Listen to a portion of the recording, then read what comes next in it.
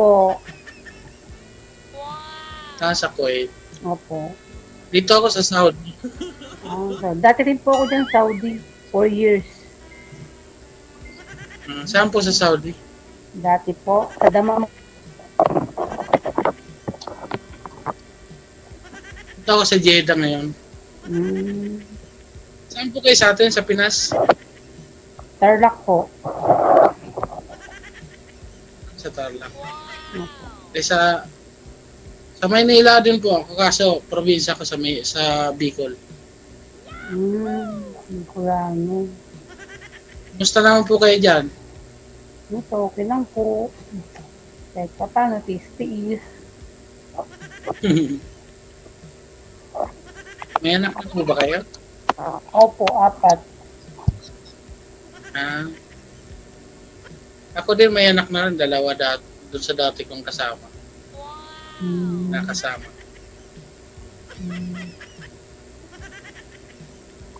So, kamusta naman po? Kamusta naman po yung mga anak niyo? Ewan ko, Okay naman sa po. langaw. Malalaki na po. Opo. Bali kung ano po, kung wala tayong grade 12, bali 3 na po yung college ko. Sa akin yung panganay, graduate pa lang ngayon grade 2. Bata pa. Ba't nyo naisipan sumali dito? Nga lang, para ano lang po, para hindi maboring. At sana makahanap ng ano, yung talagang ano, makakasama at makakatulong, ganun. Ganun ba yun? Nahanap ba talaga yun? Hindi ba kusang dumarating yun? Ayun nga po, yung kunyari, kahit na makita po dyan, ano na, magkausap po sa ganyan yan. Wag Siya na yung magiging, po niyo takpan bibig ninyo, ma'am, para klaro po busis mo. Hi DJ Jen. Mm-mm. Salamat at nakapasok. So sumali po kayo dito, ma'am, para hindi maboring at saka baka ito na po, no? Baka makahanap ka ng partner mo, ganon. Makakatulong. opo, Sir DJ. Basta yung walang walang problema. Mahirap yung may problema. Ano po ba yung pagtutulungan namin sa iyo? Marami tayo ngayon pwede magtumulong. Ano ba 'yon?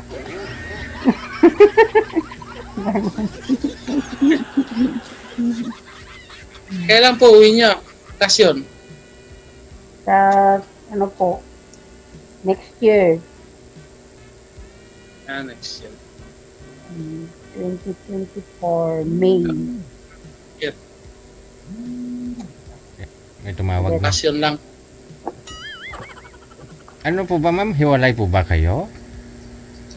Opo, 7 years na po. 7 years na. Sino po yung tumatawag?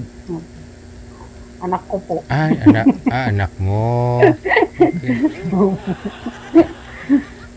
Anak po. Kasi nasa patay po sila eh. Ay, Patay. ano ginagawa doon? Nakikain? Hindi po, sa lulahin po ng bantay po.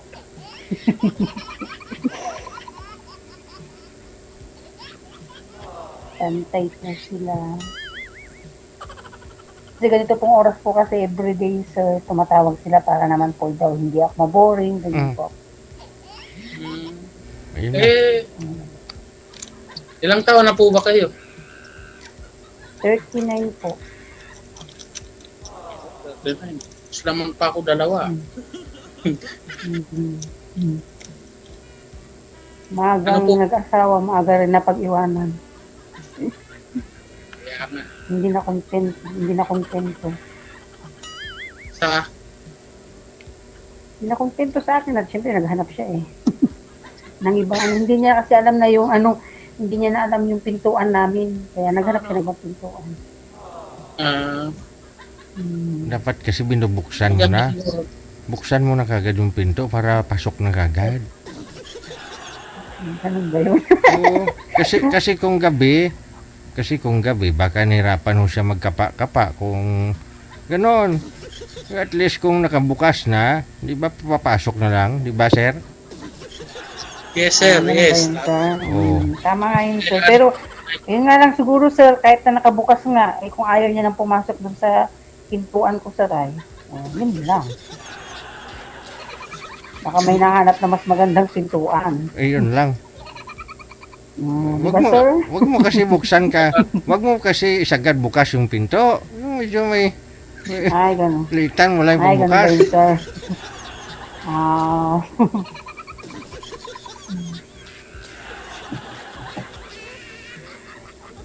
JJ. JJ ja. anong trabaho mo dyan, kuya, sa DJ ba? Ha? Work? Hmm. Operator? Oh? Operator. Operator. Kayo po. Katulong po.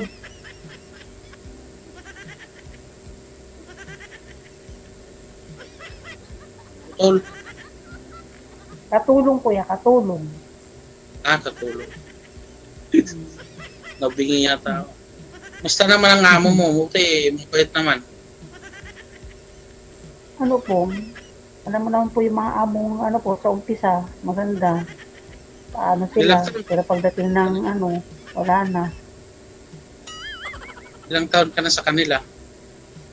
1 year pa lang po ako dito. Okay.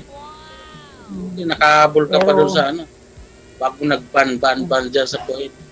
So meaning girl, dito ka pa lang sa Pilipinas, hiwalay na po kayo ng tatay ng anak ninyo. Opo, sir. Bago po ako nag-Saudi noon, Hiwalay. 3 months na po kami hiwalay. Bunsong anak po ninyo ngayon, ilang taon na? Yung pong panganay ko, 21 po. Tapos 37 ka ngayon.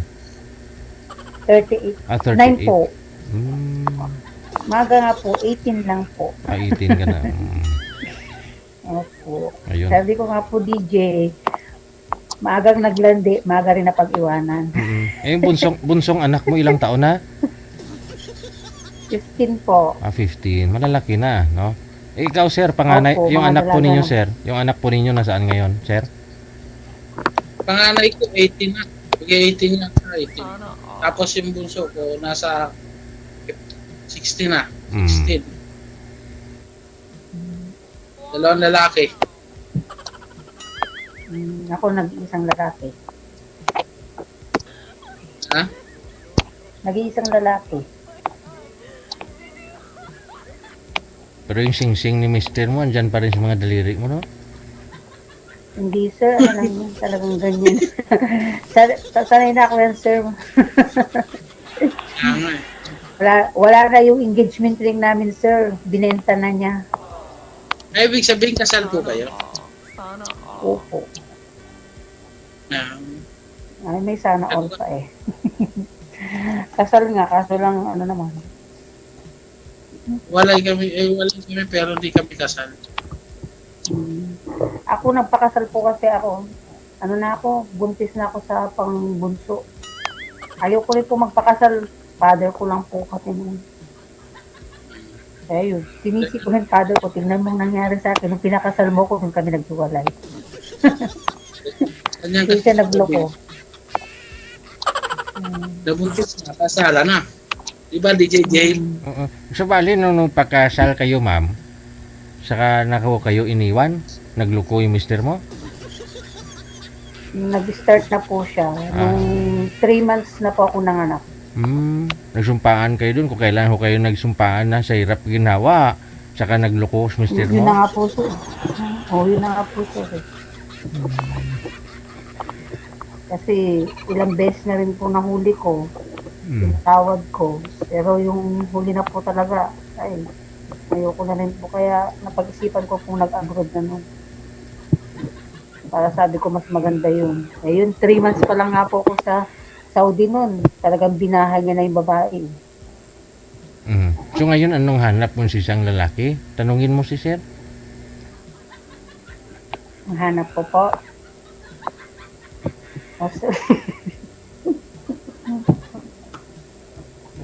Siyempre, naghahanap ka ho talaga. Hindi mo pwedeng hintay ka na lang dyan.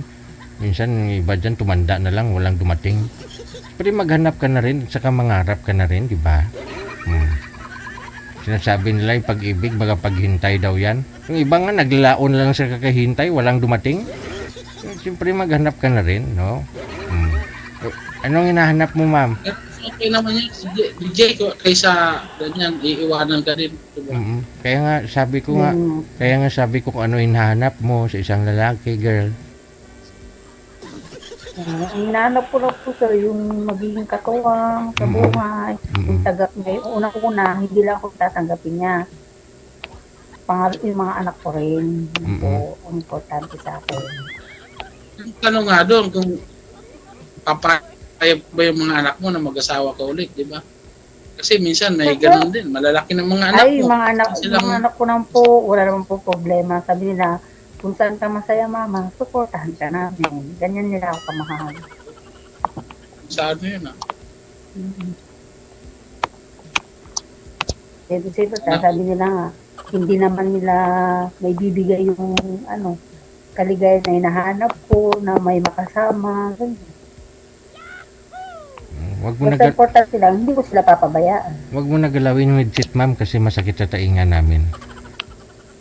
Ay, sorry, nakukulog ko.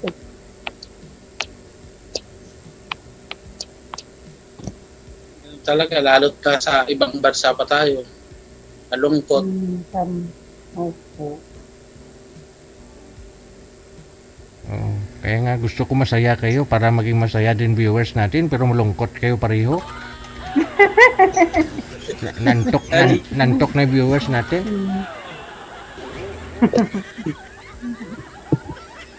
Shoutout sa lahat ng viewers dyan. Hello.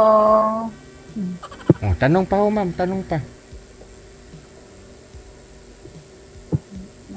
Ay, ikaw kuya, saan yung kasama mo pala? Nasa kanila. Saan sa kanila? Nila. Kalisano sila, sa Bulacan sila. Ay, naging na problema nyo rin pala kuya. Ba't kayo naghiwalay? Hindi ko na nga rin matandaan kung ano naging problema namin. Kasi gusto kong kalimutan na lahat eh. Huwag lang yung mga anak ko. Kasi yun ang mahal na mahal ko eh. Tama kayong kuya. Kasi sabi nga nila, mawala ng lahat, huwag lang mga anak. So, saan ka sa Tarlac? Paniki po. Opo. Yung Ganda papa ko dun. po taga doon. Pero yung mother ko po taga Sibuyan. Malayo rin. Opo. Sibuyan Island. Romblon. DJ Hale, live po ba tayo ngayon? Live po ba tayo ngayon? Ewan ko. Naka-live Sa langaw. Ano? Sabi, nakikita tayo sa... Naka-live! Oo, naka-live. Nakita ko nga eh. Dun sa cellphone ko, nakita ko. Ay, ganun. Live to.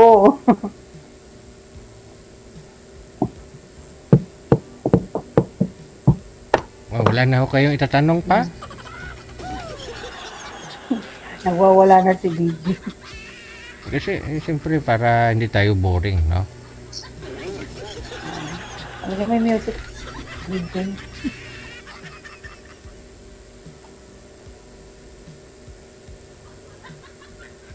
Ewan ko. Ambot sa langaw.